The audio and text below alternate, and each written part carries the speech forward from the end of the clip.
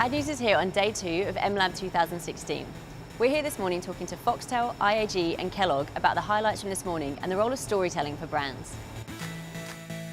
What were some of the highlights for you guys this morning? Storyful and Unruly really captured the emotion even for us in there. Brands need to tell authentic stories and they need to tell them consistently and at scale. The platforms that people access content on demand that. In insurance, it can actually be quite an emotional thing, but it can also be quite boring and people are not interested. So it's a real challenge for us how we can capture that emotion and connect with our customers. Snapchat allows you to take a picture and turn it into a story. How do you guys view Snapchat? It gets talked about a lot. It's a brand new kind of platform, a little bit unproven, but there's a lot of hype around it. Do you think that it's more than hype? Is it something that you guys can use in your brands? People are having a lot of fun with it. So as advertisers, we've got to embrace that in conjunction with our own storytelling and work out how that fits into what we're trying to say, trying to be part of that story in a relevant way. Twitter was also here this morning talking about Twitter Live and kind of broadcasting live content through Twitter. A lot of the examples were from the US with the kind of sports partnerships they have.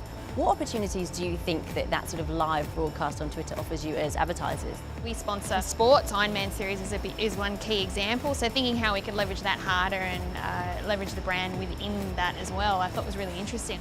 The influencer thing is a huge part of sort of storytelling, and that was something that came out this morning as well. And I think a number of the presentations talked about the democratization of content and handing that kind of your brand over to content creators. And Tumblr was there talking about its creators network. How are you kind of looking at that influencer space, and how do you view that as a marketer? Certainly in that example with Tumblr, you could hand over a brief and actually give some sort of guidelines, which I guess gives us a little bit of assurance. And then I guess it's taking a leap of faith and really putting our brands out there, which I think we've definitely got to become braver with that. And then I think there's endless possibilities with what could happen.